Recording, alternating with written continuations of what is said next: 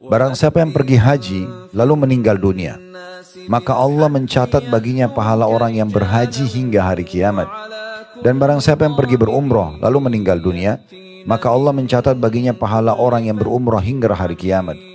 Dan barang siapa yang pergi berperang lalu meninggal, maka Allah mencatat baginya pahala orang yang berperang hingga hari kiamat. Baik, dari hadits ini kita langsung ambil pelajaran. Yang pertama, keutamaan pergi haji, ya. Keutamaan pergi haji dan bagaimana seseorang itu mengulang-ulangi haji tersebut, bukan hanya sekali. Karena untuk mendapatkan keutamaan ini, sementara haji lalu dia meninggal, itu kan nasib-nasiban, memang ajalnya gitu ya. Tapi innamal a'malu binniyat, orang sesuai dengan niatnya. Kalau memang dia niat, dia berharap, kalau ajal saya datang ya Allah, saya lagi haji, misal.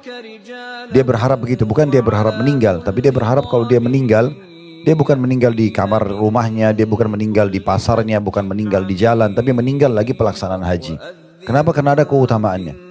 Keutamanya sudah kita sebutkan tadi, kalau orang lagi haji, meninggal dunia, mulai dia tahun itu sampai hari kiamat dicatat dia laksanakan haji.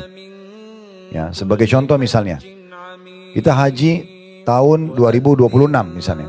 Terus kita meninggal nih, ajal datang. Anggap ini perumpamaan saja ya.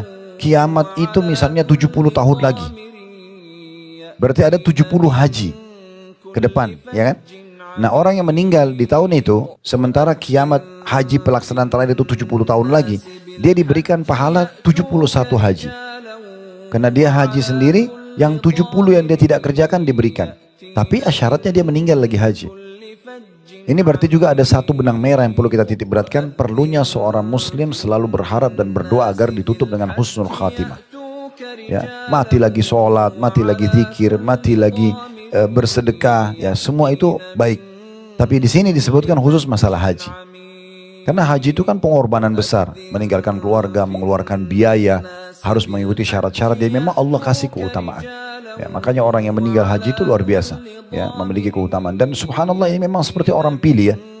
Berapa kali terjadi kasus jemaah haji kita, dia udah tiba di bandara, ya, terus tiba-tiba sakit, dipulangkan di Jeddah, dipulangkan lagi ke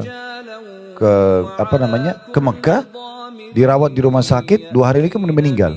Dia dicatat sebagai orang meninggal yang sedang haji, karena masih dalam perjalanan. Allah SWT pilih, dan berapa banyak justru orang yang selamat. Memang subhanallah, orang yang mati husnul khatimah ini, itu tidak semuanya. Ya, orang-orang yang Allah pilih. Seperti juga orang yang mati di medan perang, itu seperti Allah pilih. Makanya jumlah syuhada sedikit sekali. Ya, tidak banyak.